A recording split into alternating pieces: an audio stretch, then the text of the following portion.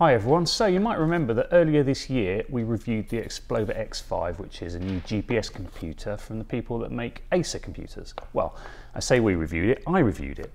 And I liked it in spite of a few foibles. I called it a very capable GPS that needs a few tweaks to make it an all-you-need option. So Xplova have gone away and moved some stuff around and come up with a new unit called the X5 Evo.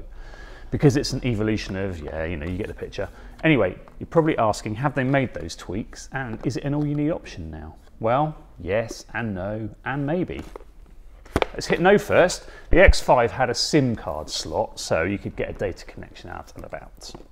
You couldn't make calls or anything though, so assuming you might want to, you still had to carry your phone.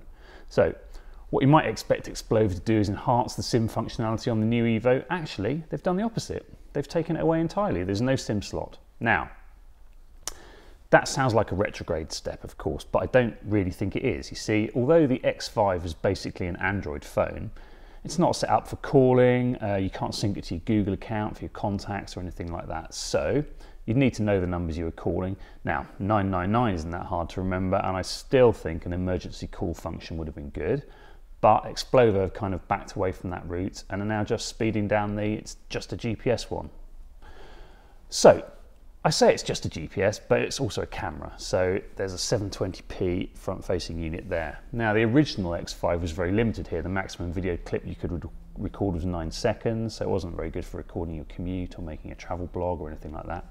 The Evo has extended the video capability significantly. In fact, it's probably the biggest single change. You can manually record now for as long as you like, and the Evo has doubled its memory to 8 gig from 4, so you can fit in twice as much.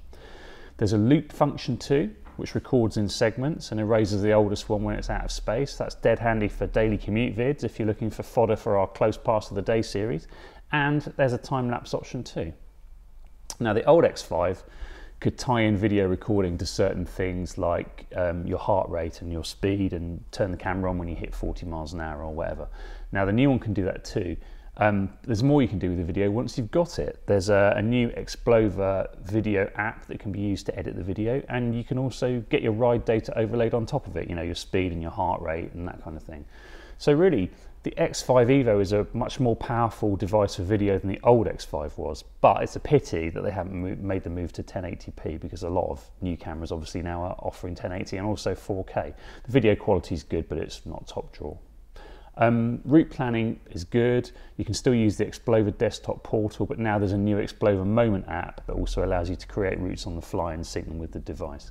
The interface has changed. It's a bit more friendly. You get easy access to the various new video modules as well as all the other stuff. Data screens are configurable except for the dashboard one, which still isn't, which is a bit of a shame. Anyway, although the X5 Evo looks the same as the X5, there are quite a few things that have changed. So we'll be giving it a full review on the site. Look out for that.